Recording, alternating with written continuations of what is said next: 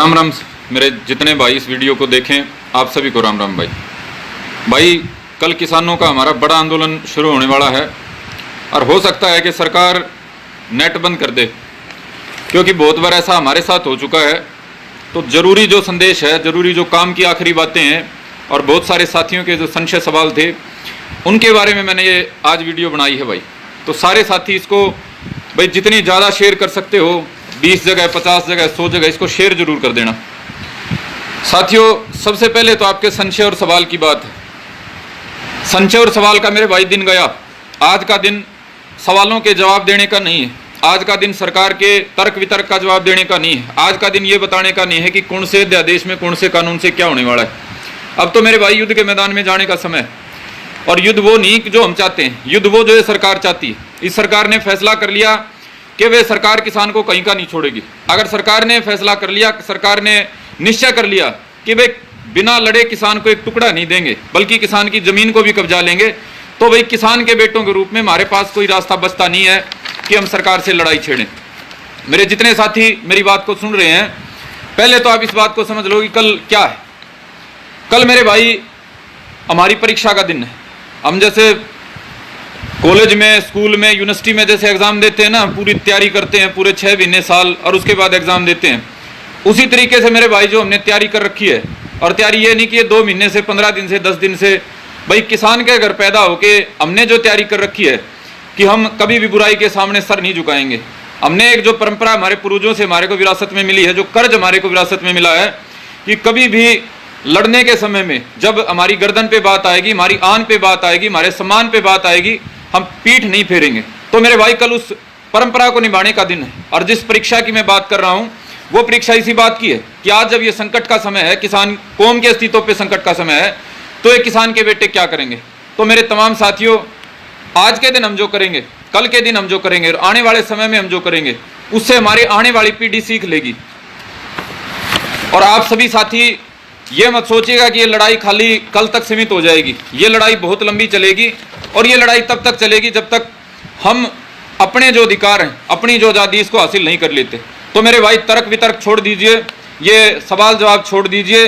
अब तो मेरे भाई सीधा मैदान में आने की तैयारी करिए। अब तो वो कहते हैं ना बसंती चोड़ा भगत सिंह वाला, तो मेरे भाई अब तो वो समय है कि बसंती चोड़ा पहन के युद्ध के मैदान में आने का समय है। और जितने मेरे साथी हैं, मेरे को लग रहा है इसको अभी वीडियो को साथ के साथ रिपोर्ट कर रहे हैं, तो आप साथी इसको शेयर कर दें साथ के साथ, ताकि ये सब तक चली जाए। वीडियो को भी रिपोर्ट करेंगे सरकार वाले, ये जेजेपी बीजेपी दोनों आईटी सेल उन्होंने बना रखी हैं। कोई अच्छा काम तो ये करते नहीं, यही काम करते हैं वे, सच्चाई की कोई आवाज़ उठे, समाज के लिए कोई आवाज़ उठे, उसको दबा दें। तो मेरे भाई ये तो ऐसे ही करेंगे। तो इनकी परवाह मत करना, आप इसको सेव कर लेना, इसका लिंक कॉपी कर लेना, इसको डाउनलोड कर लेना और व्हाट्सएप फॉर्मेट में इसको लेके आगे भेज देना। तो मेरे भाई अब बातों का समय गया, अब तो लड़ाई के मैदान में आने का समय है। और लड़ाई खाली 1, 2 दिन, 4 दिन वाली नहीं है। लड़ाई तो हमारे पूर्वजों के समय से चली हुई है, लेकिन हम इस लड़ाई को भाई भूले बैठे थे, तो हमारे को लड़नी पड़ेगी। लड़ना तो हमें हालांकि उस बात के लिए चाहिए था जो आज़ादी के समय में हुई थी। आज़ादी के समय ये बात नहीं हुई थी किसान को भीख का कटोरा दे के और जिंदगी भर इनको टुकड़ों का मोहताज बना देंगे, इनको कर्जे का मोहताज बना देंगे। आज़ादी इस बात के लिए आई थी कि किसानों का इस देश में राज होगा। अंग्रेज गए तो मेहनतकश मजदूर, कमेरे समाज के, किसान समाज के हाथ में राज आएगा। और आपने तो नहीं पढ़े होंगे, मैंने इनके आपस के वार्तालाप पत्रों के माध्यम से जो होते थे बड़े नेताओं के, वो मैंने पढ़े। साफ लिखा है कि ये जो आज़ादी आई है किसानों के लिए आई है, किसानों के राज के लिए आई है। लेकिन हमने भाई कभी गौर नहीं करी कि ये राज हमारा होना चाहिए, दिल्ली में लाल किले पे हमारा राज होना चाहिए, ये तो हमने कभी सोची नहीं। तो मेरे भाई फिर हमने सोचा, हमारे पूर्वजों ने सोचा कि हम हमारे को कम से कम बराबरी का जीवन दे दें। चौधरी छोटू राम ने जो बात करी थी, उस बात के ऊपर बात आ गई। पूरा जो हमारा अधिकार था, हमारा तो भाई राज का अधिकार था, किसानों का इस देश के ऊपर जो कर्ज है, जो एहसान है, हमारे को राज मिलना चाहिए था, लेकिन वो नहीं मिला। तो हमने सोचा बराबरी की जिंदगी मिल जाए, इज्जत की जिंदगी मिल जाए। तो उसके लिए मेरे भाई संघर्ष चौधरी छोटू राम जैसे हमारे महापुरुषों ने करा, उसको भी हम भूल गए भाई। राज की बात को भी भूल गए, बराबरी की जिंदगी, सम्मान की जिंदगी को भी भूल गए। आप सोच के मेरे भाई ये बता दो कि भाई एक छोटे से छोटा दुकानदार भी मर्जी के भाव पे चीज जब बेच सकता है, ये सरकार जब कह रही है बिला व्यापारी अपनी मर्जी के भाव पे खरीदेगा, तो हमारे को अधिकार क्यों नहीं दे रखा भाई। अरे भाई जो बिस्कुट का पैकेट बनाता है, जो स्कूटर बनाता है, मोटरसाइकिल बनाता है, जहाज बनाता है, वो मर्जी के भाव पे चीज बेचे। और हम ऐसे ही अपने गुलामों की तरह मंडी में जाके या कहीं और अपनी चीज की नीलामी कराएं। तो मेरे भाई दूसरी लड़ाई इस बात पे हमारे को लड़नी चाहिए थी, लेकिन हम नहीं लड़े। फिर हमारे जैसों के कुछों के दिमाग में आई कि बस चलो ये हमारे को बराबरी भी नहीं दे रहे, हमारे को राज भी नहीं दे रहे, तो ये जो खुद कह रहे हैं ना, कि वे लागत दे दें, तो लागत की लड़ाई लड़ लेते हैं। तो लागत के लिए हमने बात करी मेरे भाई स्वामीनाथन रिपोर्ट वाली, उस पर भी सरकार को, ये जो सरकार में लोग बैठे हैं इनको नहीं लगा किसान को देना चाहिए। लागत से 1.5 गुना भाव की खुद कहते कहते ये सरकार आई थी, इससे पहले वाली सरकार कहती रही 8 साल तक, लेकिन दिया कुछ नहीं भाई। तो मेरे भाई लड़ाई तो हमारे को बड़ी लड़नी चाहिए थी, किसान के घर पैदा होके हमारे को बहुत बड़े संघर्ष लड़ने चाहिए थे।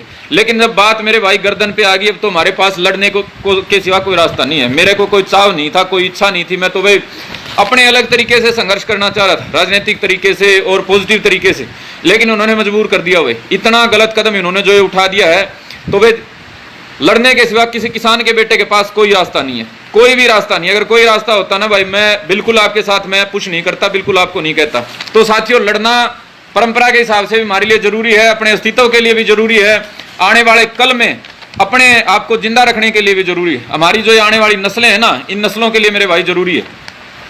और भाई कल बात आ गई सड़क पे उतरने की, तो सड़क पे उतरेंगे, इसमें कोई शक शुबा नहीं है, तो बहुत पहले से ऐलान कर रखा है। लेकिन कल मैं उचाना गया हुआ था, वहां लोगों से बात करी, तो एक बात हमारे बीच में चली कि भाई हम अकेले कब तक पिटे भाई।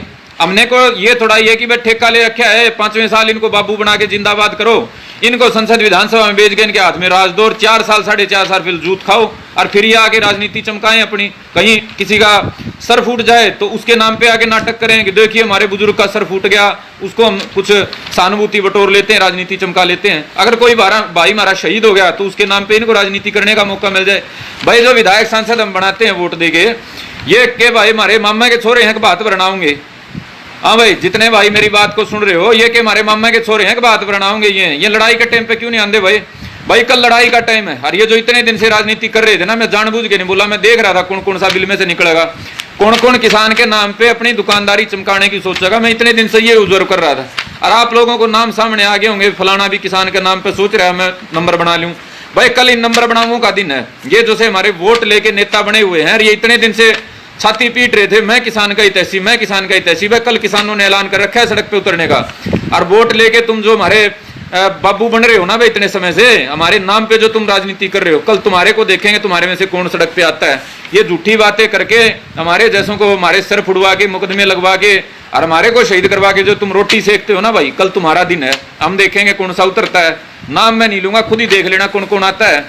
चल रहा है ना 15 दिन से पूरा नाटक है, 10 तारीख के बाद तो खुल के चल रहा है। मैं भी किसान का बेटा हूँ, मैं भी किसान का बेटा हूँ, मैं सच्चा बेटा हूँ, मैं छोटू राम का वारिस, मैं भगत सिंह का वारिस। चल रहा है ना भाई। तो तड़के इनका तमाशा देखो भाई, अपने साथ साथ खड़ा करो इन्हें। जो किसी विधायक का, संसद का फोन नंबर ले रहा है, नहीं ले रहा है तो उसके किसी वर्कर का फोन नंबर ले रहा है, फोन करो भाई, सीधे सीधे फोन करके पूछो रो कड़ा है भाई नेताजी, जब वोट मांगने के टाइम पे तू गाड़ा में चिकड़ में को धक्के खावा था तो ही बाजा भाई, तड़के किसाना के नाम पर तू फिर राजनीति करेगा। तड़के गोली चाल गई किते, किसी का लायक की को शहीद हो गया, किसी पे मुकदमा ला गया, सारे आ जाएंगे। फिर वो सियार आ गए ना, सियार शिकार होने के बाद अपना खान खातर फिर ये सारे सियार इकट्ठे हो जाएंगे। तो भाई जितने ये राजनेता हैं, जितने राजनेता के भाई चेले हैं, उन तक सब तक संदेश पहुंचा दो। भाजपा वाले भी सारे, तुमने भी किसान के नाम पर वोट लिए थे। ये पहला हमारा एक एक ना शुरू कर दूं, नाम के शर्माना नाम में ले दें इनके।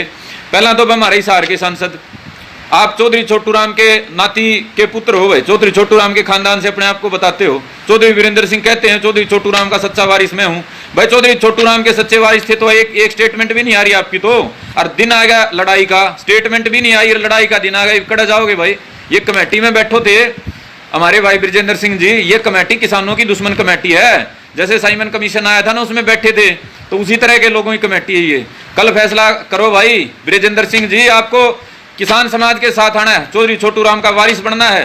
अज्ञा जो चौधरी छोटू राम को विचार को मारने वाले जो सरकार बनी हुई है, इसके साथ में खड़ा होना है।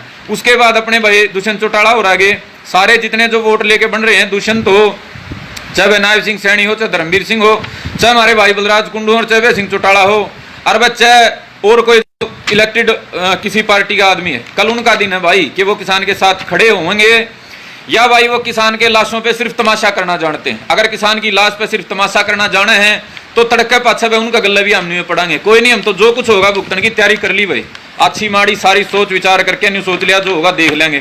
तो मेरे भाई जितने मेरे साथी बैठे हो, कई नु करे थे भाई कांग्रेस वाले राजनीति कर रहे हैं, तड़के देखा है मैं कौन सा राजनीति करना होगा उड़ा है। हमने तो चाहिए कोई राजनीति करे, हमने चाहिए भाई कोई हमारे साथ खड़ा होकर माथे में लटकावे, कोई आड़े गोली खावे, को ये वो आदमी, तो कल देखेंगे ना हमारे नाम पर राजनीति कौन करे।